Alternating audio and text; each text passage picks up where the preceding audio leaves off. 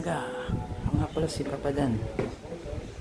Ganyan po talaga kagulo pag umaga sa munting negosyo ni Papa Dan. So ayan po si Papa Dan, magluluto po ng manong sauce po. So punta muna tayo sa ating tindahan. Bali ito po ang ating tindahan ay medyo sarado pa. Ayusin pa po natin yan at lilinisin. Ganyan po ka-busy. So ayan po, ayusin po natin yan.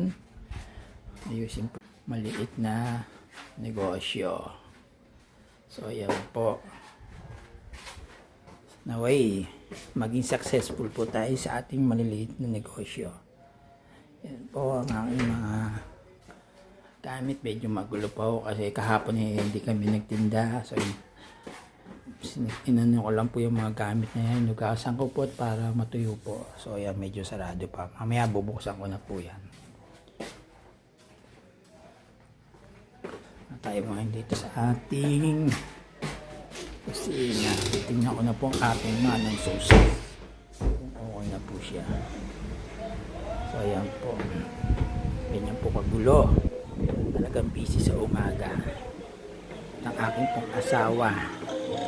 Ay gumagawa po ng ube. Yan po.